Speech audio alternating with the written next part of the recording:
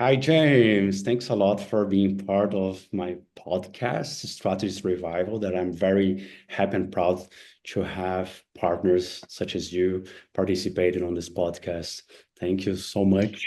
And it's Yeah, a little bit late in the afternoon over here, morning for you in New Zealand, and that's amazing that we can connect as well, even from very different places, but with a great conversation that we will have. yeah, great to have, great to be talking to you, Rafa. And yeah, it's a beautiful sunny morning here in Auckland in New Zealand, and I'm looking forward to the conversation. Yeah, I've never been there, but I hope to go one day in the future.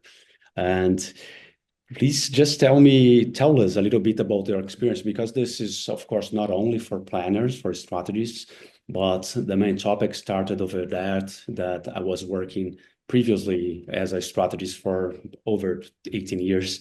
But after that, I went to Meta, Facebook, after that Meta, to work as a creative agents partner. And I've learned a lot about the medium and things. But then I was coming back to work as a strategist on different agencies that I have done consultancy so far in the last 2 years.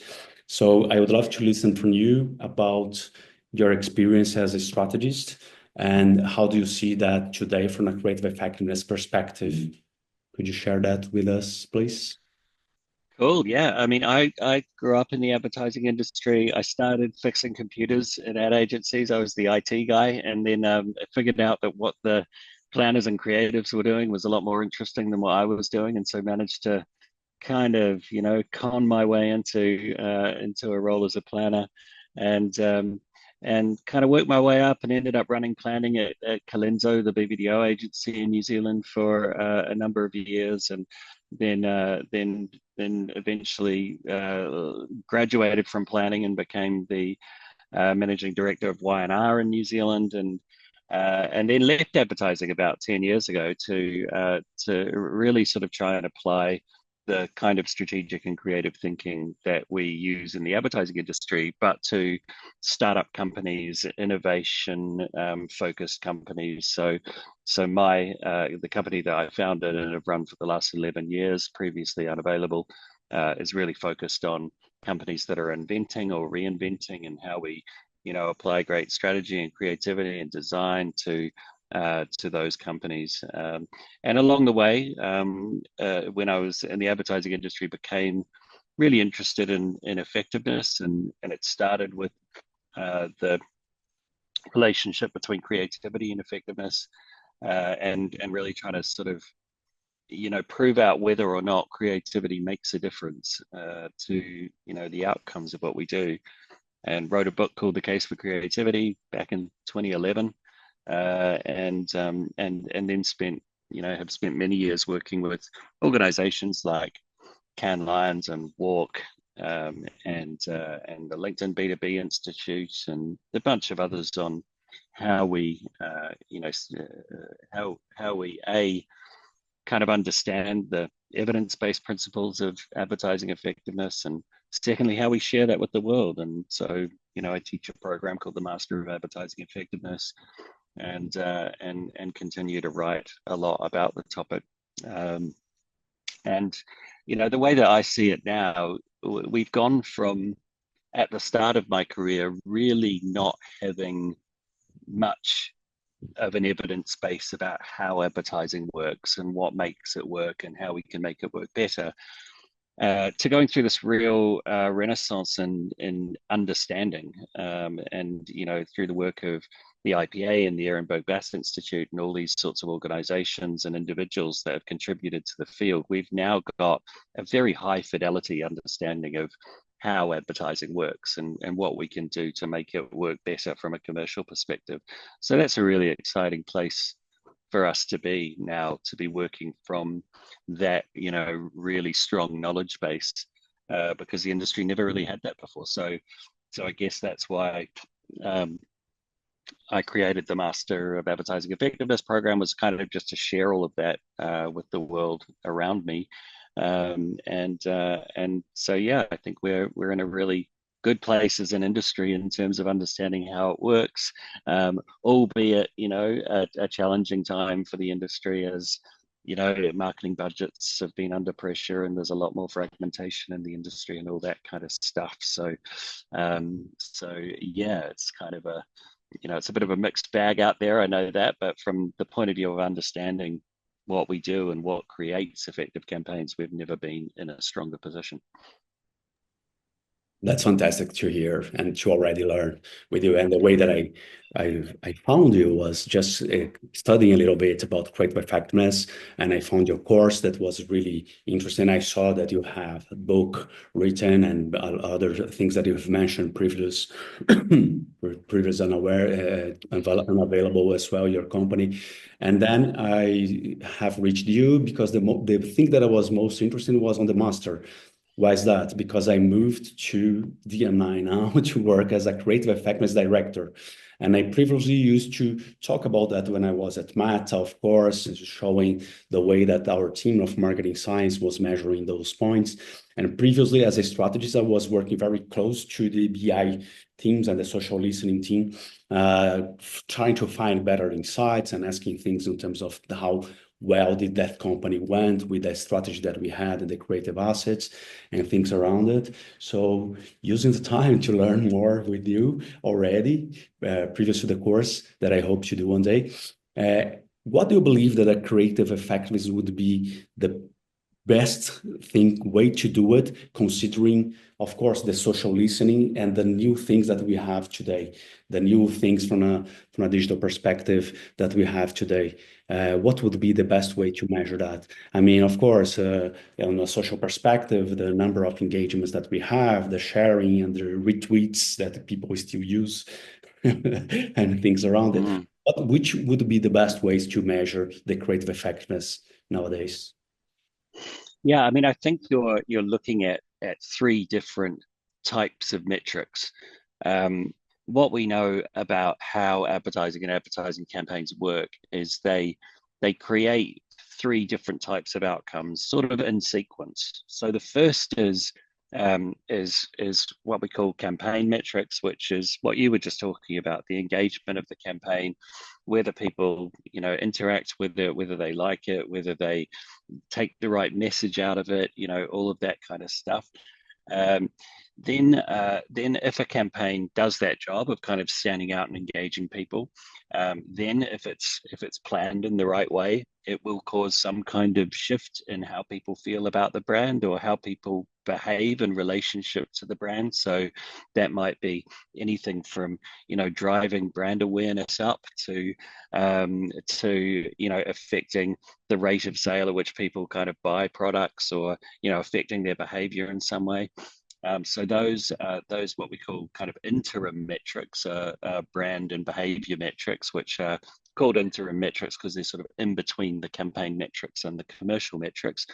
And then you've got the commercial metrics, which are sales and market share and profitability and return on investment and those sorts of things. So what a good campaign will do is, firstly, it will stand out, it'll cut through, it'll engage people. Secondly, it'll have some impact on the way that they feel about a brand or the way that they behave in relation to a brand.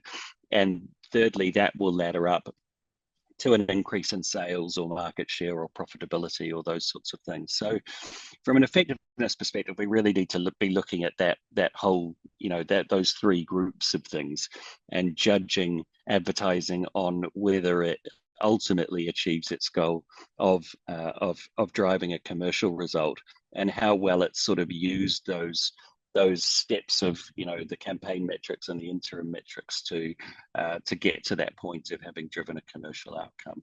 And so, yeah, that's the way that I sort of think about effectiveness. We need to be, measuring it right across that stack of metrics to really understand, the impact that it's had. Fantastic to listen and to learn. And I was thinking about the qualitative research in terms of one of the points of customers are understanding, the audience is understanding the message that we are trying to deliver. They are keeping that or not? Are they understanding something different? But the qualitative research beyond that on that point, or other tools should we use to have that? Yeah, I think message outtake is it's sometimes important if there's something which is very specific that we're trying to communicate. What we're learning more and more about, I think, as we go on, is just the power of having people connect emotionally with our brand, and the message being sort of somewhat important in that, but not all important. So, for example, if I sort of I'll pick on a campaign that won gold at the IPA Effectiveness Awards last October. And it's the campaign for a brand of tea in England called Yorkshire Tea. And they had this great campaign platform, which is called Where Everything's Done Proper. So in Yorkshire, they've got this saying, like, doing things proper means, like, doing things well, doing things properly, doing things the good old fashioned hard way. And they produced this campaign, which is really funny, really creative, really interesting, about how at Yorkshire Tea they do everything proper. And they've made these ads where they do. If you call up the office and they put you on hold, they do hold music proper. So they've got a band, like a famous band, standing in their reception playing the hold music, like, live. Or if they have a leaving speech, they'll do a leaving speech for their staff proper. And there's one ad that's got oh man, I'm going to forget the name of the celebrity now, but it's a really famous Yorkshire celebrity who delivers a leaving speech for someone who's leaving the team. So there are these funny ads about Yorkshire Tea going to, like, ridiculous lengths to do simple things really, really, really well. And what's interesting about that campaign, so they went from the number 3 tea brand in England to the number 1 tea brand in England. So they had an amazing growth story, and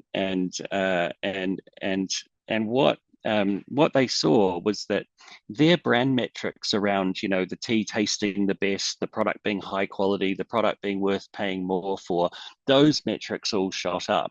But at no point in the campaign did they actually say our tea tastes better, or our tea is worth paying more for, or our tea is high quality.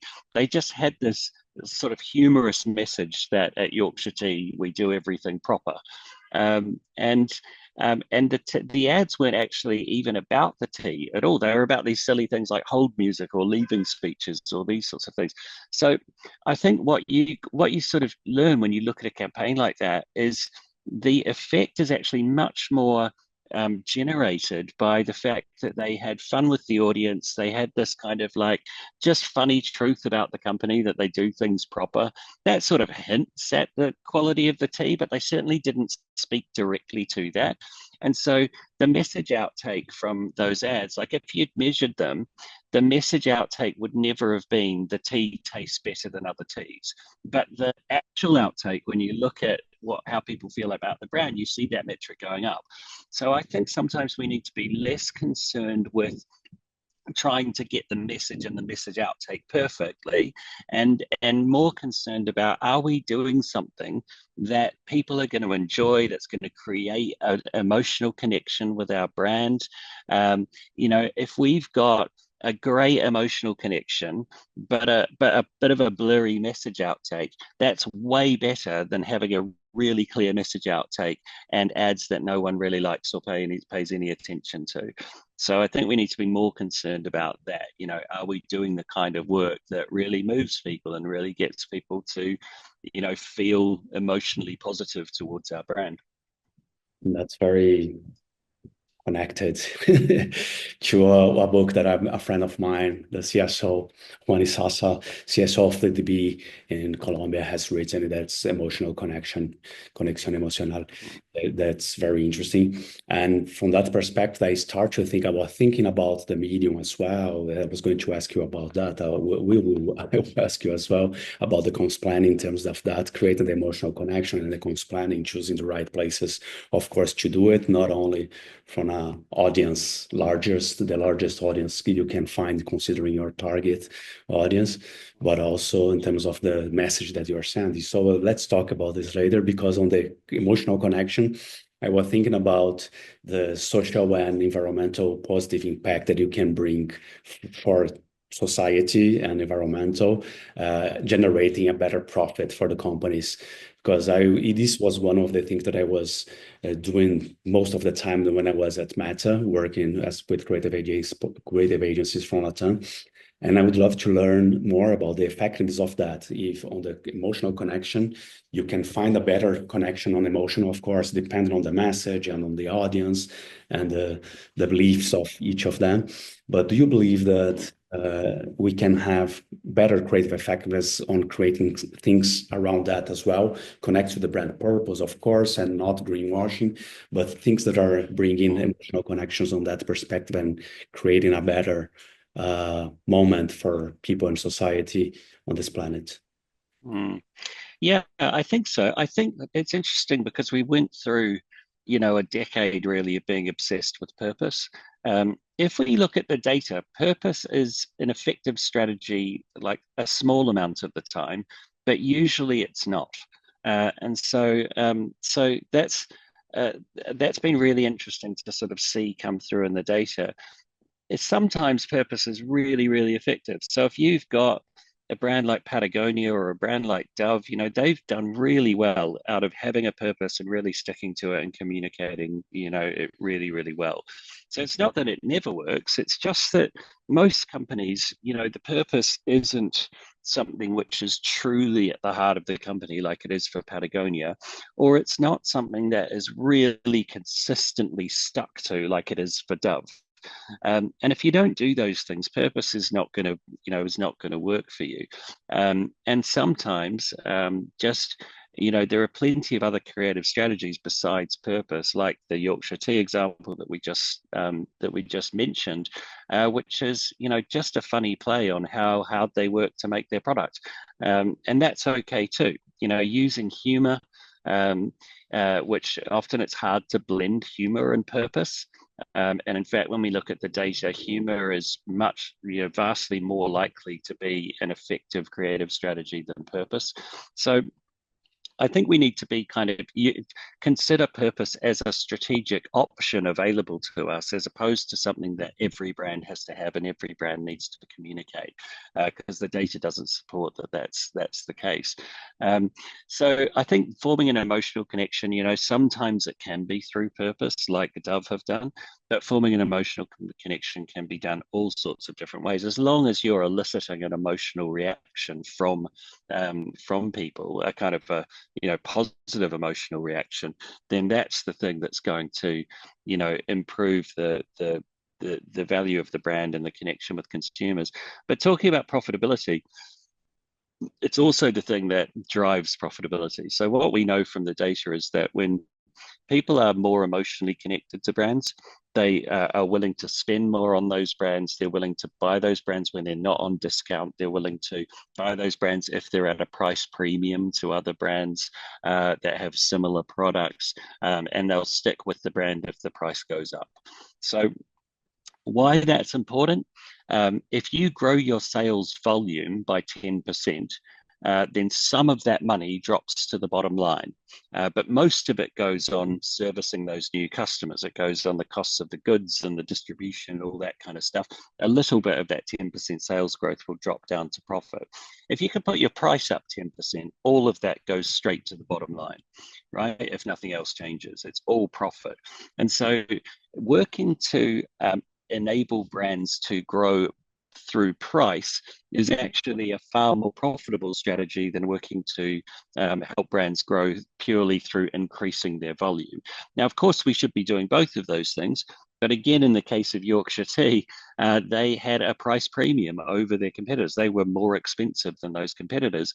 And so they grew market share, they grew volume, but they also maintained a price premium, which made them much a more profitable company. So that's really the kind of, the real business power of emotional connection is making people willing to pay more for the product that we've got. That's a fantastic final statement, willing people to pay more for the product that we are creating, the brand that we are creating, this emotional connection.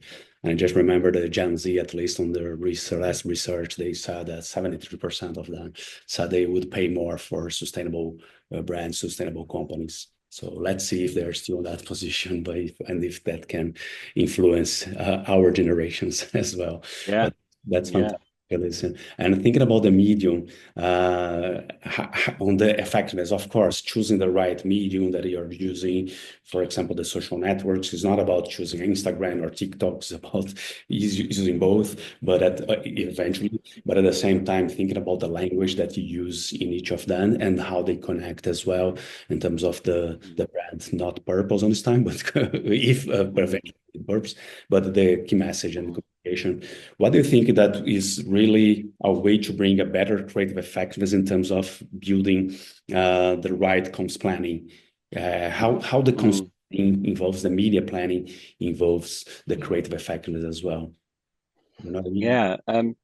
Yeah. So another thing we've learned is it's most effective to reach as many of the buyers in the category as possible. So to target really broadly, and so this sort of practice that developed in marketing of picking a kind of a core target, say we're targeting women between 25 and 30 and they live in urban centers and they do this and that, and sort of arranging the targeting around that target group is nowhere near as effective as actually just saying, well, we want to, from a media perspective, we want to reach all the buyers in our category, and they're probably going to kind of, they're going to go from 18 years old probably to in their 80s. They're going to be, in most categories, men and women. They're going to be a sort of all races, all religions, all sorts of different people buy from the category. How can we connect with all of them?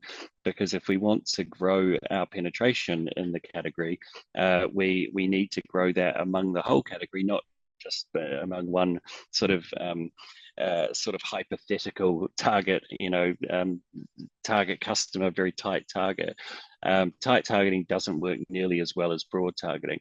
So then you kind of start to think about the fragmentation of the industry. We still have broadcast media like TV and outdoor and radio and these sorts of things, which reach lots and lots of people at the same time. And then, of course, we've got all the wonders of the internet and social media and podcasts and all of these much more fragmented media opportunities around us.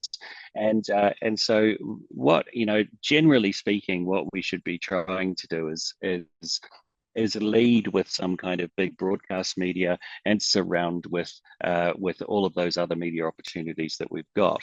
Now, what that can lead to is fragmentation of messaging and the brand showing up and doing different things in all of these different types of media.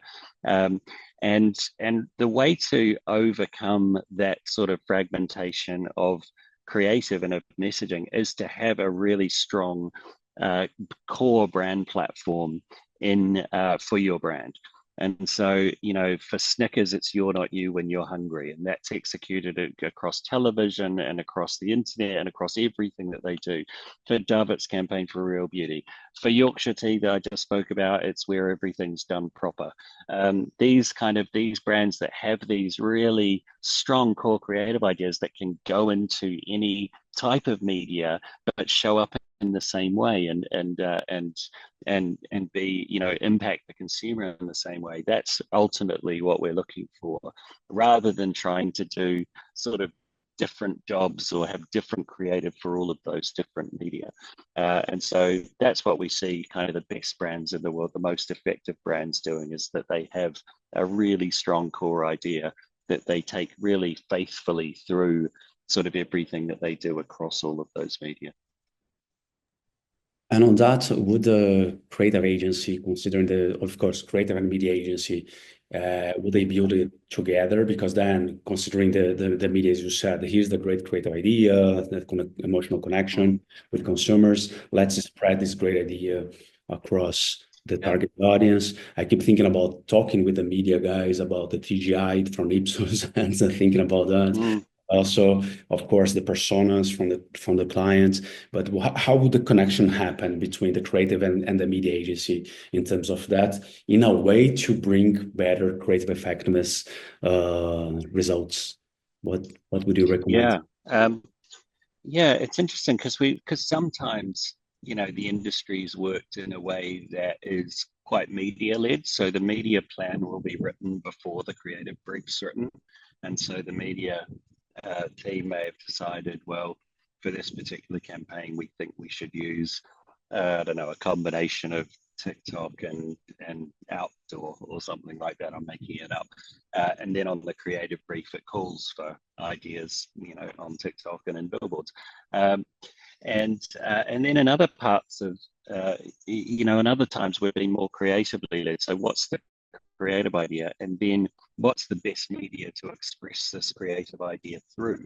And some creative ideas lend themselves really well to social, others lend themselves really well to television, and so I'm not sure that either of those is necessarily right or wrong all of the time.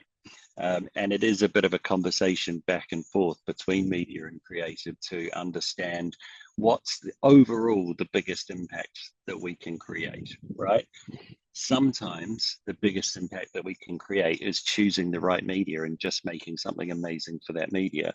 Sometimes it's an amazing creative idea that has a media, it has media implications that perhaps aren't where the media company would go immediately, but actually the idea is such a good one that it will ultimately create the biggest impact. So it's better to kind of organize the media choices around the creative idea. So I think it is a bit of a kind of, it's always going to be a conversation together going, how together with creativity and media do we create the biggest impact? And being flexible in terms of, is that media led or is it creative led? And trying to come together as a team and make the right call for the outcome, as opposed to, because you believe media should come first, or because you believe creative should come first. And I believe both should come at the same time. Sorry. But basically, I was thinking about the planners, right? The strategists. And then here we have creative and media agency on the same agency, food service. Therefore, they keep being on the middle of that, talking a lot about the insights, grabbing insights from a media perspective, from the tools that the media have, at the same time from the data team, of course, which I'm part of. And they kind of do some sparks with the creative guys to have growth and to have an idea on what could be. Anyway, so just grabbing the better insights to bring the greatest creative idea that they can have to have creative effectiveness as much as they can. And that said, what would be the best way from your perspective to grab the best insights? And I usually talk about the 4 C's, the customer, consumer, culture, and category insights that I have spoke a lot with Julian Coe about that. So about grabbing those insights, which would be the best ways for them, thinking about the creative effectiveness, for example, on the last ad of that category or company or that brand, or using the media outlets or the tools. Anyway, how to grab the best possible for the creative effectiveness to be. Yeah. I think like the 4 C's framework is useful for sure. I've always come at it a slightly different way. So I tend to start by thinking, how do we define a really strong problem that this brand needs to solve, right? So that might be a problem that we diagnose from our brand tracking, right? We know that the brand underperforms in terms of, I don't know, people's perception of the quality of the product, or we know we've got great awareness, but we don't have very good consideration. So we need to do something to make the people who are aware of us more likely to choose us. Or the problem might be, a more structural one around sales. We're not connecting very well with this part of the market. It's a really important part of the market. To grow our sales, we need to connect better with that part of the market. I think the job of a planner in the first instance is to say, what's holding us back from being as successful as we would like to be, right? What are the problems that we need advertising to solve to open up new sales or market share or profitability for our brand? And then how do we find insight into that problem? So I tend to think of insight in 2 ways. There's what I call diagnostic insight, which is having really strong insight into the problem. what do we know about this problem that will help us solve it? I'm trying to think of a good example of that. I'll talk to one of the Creative Effectiveness Lions Grand Prix winners from a few years ago. It's a train company in Melbourne in Australia called V-Line. They noticed that a problem with people taking train rides were that fewer and fewer young people were taking trains back to their sort of rural or provincial mum and dad's homes after they'd left home and gone to the city to work. They weren't going back to see mum and dad. And if we got way more of those young people going home to see mum and dad, that would drive train sales up. And so they did this hilarious campaign, which was all about what was the term for it? They called it the guilt trip. And so it was all about like mums and dads guilt tripping their kids into coming home. It was really funny, and it drove kind of amazing growth for that train company, and it was a huge success and won the Grand Prix at the Creative Effectiveness Lines. And the cool thing there was that the planning part of the process had really figured out there is this there is this problem that we've got with young people moving away from provincial centres and then not going home. So that's a really good insight into a problem. That's a diagnostic insight. Then there's what I think of more as kind of creative insight, the insights that are sort of in the ads that help sort of unlock something with the consumer, more of a kind of consumer insight than a diagnostic insight. And so in the case of V-Line trains, the insight was like we all respond well to being guilt tripped. And so there's your combination of kind of a diagnostic insight and a creative insight. And I think planners should be obsessed with the diagnostic insight. Planners and clients should be obsessed with that diagnostic insight. And sometimes we can have great creative or consumer insights that inform the work, but often it's the creative people that come up with those, right? A lot of the insights you see in the best work, they didn't come from the brief, they actually came from the creative process. So I think sometimes sort of slaving away, trying to find the perfect insight to be put in the actual ad is sometimes it just doesn't work like that. It comes out of the creative process, and that's fine. So I think, rather than sort of going through the sort of 4Cs framework and saying, what do we know about consumers and what do we know about, the category and competitors and all the rest of it, more going kind of, how do we discover what we can unlock to drive growth for this brand, and really fixating on that as the way to get to a brief that's likely to be strategically powerful. Makes a lot of sense. John Steele has told me that as well, to focus first of all on the definition of the problem, right? So focus on that, and then defining the problem, and then looking for the points that you've made in terms of finding the insight. And then some of the planners that I spoke to, they are afraid of AI, and they are happy with AI. Yes. Afraid that, will AI steal our jobs? So the creatives can just ask the questions over here and have great insights. Which one's the insight for this brand? Which would be the creative message, the key message? So from that perspective, but at the same time, using the right prompts, you can have more information that it would be desk researching, for example. You can have great information about the category and, I don't know, the assets, the numbers, the data. And of course, you can check if that's you or not. What do you think about AI in terms of helping to create a better strategy, and of course, on that, the greatest insight as possible to have a great campaign as well? Well, this is where the 4Cs thing becomes really interesting, because AI can do a 4Cs analysis, right? And so if you look at, you spoke to Pip and Amy from Springboards. That's a company that we've invested in. Think is a really good, really, really great tool. And Springboards can do a 4Cs analysis for you.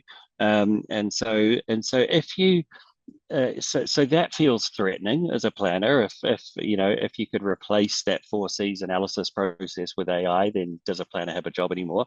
So that's where I go back to this kind of diagnosing the problem thing. AI is no good at diagnosing a problem for a client. right? It can't do that. It doesn't have all of the internal institutional knowledge that you need to do that. It doesn't really understand what's going on in the organization, what specifically is going on in the market at this point in time. It can't diagnose and get to a good problem to solve. It just can't. And so if you are the type of planner that's really good at figuring out what is holding us back from achieving, greater success with this company, you'll always have a job, right? That job's not going to go anywhere. But if all you're doing is collecting up information to put into a 4Cs framework, well, AI can totally do that. And sometimes it'll do it well, sometimes it won't, but it can do it. Whereas it can't find its way to the right problem to solve. So that again is kind of, I think a good support for, focusing more on being an excellent diagnoser of problems rather than being a sort of a framework filler. Makes a lot of sense. When I was a teenager, Google was being launched because it didn't happen before. Then I thought, oh, now desk research. I'll learn everything that I want. It will be very easy. So, Yeah. and then Yeah, and it's fair, and yeah, desk research is great, and we do have to do it. And AI has made the process of desk research kind of, really a lot richer and more easy. I was using OpenAI this week, launched a new feature or tool called Deep Research, and it will prepare you really amazing, very in-depth research reports on anything you asked it to do, and so. Um, and so I was playing with that yesterday and thinking, wow, this is amazing from a desk research point of view, and will be incredibly useful to planners, and all sorts of other people. Um, but again, desk research is just one little bit of being a planner. If you're only doing desk research, you're not doing the job. The job is getting into the business and really understanding the business. It's getting into the consumer and really understanding the consumer, and those things can't be done at a desk. They just can't. You've got to actually go out into the world, into the client's business, into into where consumers are and talk to them, and that's the kind of things that AI can't do, is probably never going to be able to do, and so even though we're probably more pressed for time than we've ever been as planners, it's still really critical not to fall into the trap of just doing desk research all the time. Because if you do become just a very good desk researcher, AI will do your job. easily. Yeah. And then, of course, thinking about the research and having the great partners on that, like Ward and Ipsos, and I don't know, depending on the problem that you have as well. Not only they find the problem of the client or the brand, but you think about the problem of the agency or department. What should you know and learn and do? That can help a lot. And it's been a great class already with you today. And I was, as I said before, really interested on the masterclass. Could you tell a little bit about the masterclass, please, for us? Sure. Yeah. Well, I developed it about we must be in our fourth year now, and so yeah, it's been. I think the cohort we're running at the moment is the 14th cohort of the master's program. I started it in the middle of one of our lockdowns here in COVID times in New Zealand, and I did it because we've reached this point that we've got these very robust principles of advertising effectiveness now, and a lot of people kind of know the headlines, but they don't really know in depth about that principle, the research that it came from, how we apply it to the work that we do. So I wanted to create a course that gave people a really deep understanding of those important evidence-based principles, and in a way that they could apply it to the brands that they're working on. So the program is a 6-week online program. We do a couple of modules a week. Each module digs into a particular kind of principle of advertising effectiveness. There's an exam at the end. You do the program alongside, I think in this cohort, we've got 150 people or something like that. And so you're learning alongside people from all over the world. We've had people from about 40 different countries do the program. And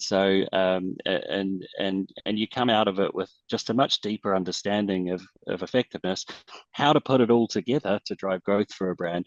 And you come out with, a great deal more confidence in terms of being able to understand and articulate how advertising works and how to apply that to the work that you're doing.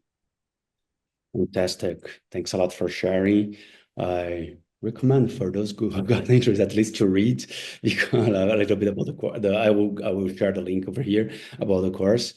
So we can have better creative effectives on the case studies that we will build and having, of course, those ads and campaigns that we have created, applying those for the afterwards and eventually winning those and eventually Cannes Lions. But most important, the profit and if possible, the people and the planet that I stand for, the triple line, to think about that. Thanks a lot for having the time, James. It's a huge pleasure to have this conversation with you, but not only because of the podcast, because I have learned a lot today with you. Thanks a lot. Awesome. My pleasure. Great talking to you. Bye.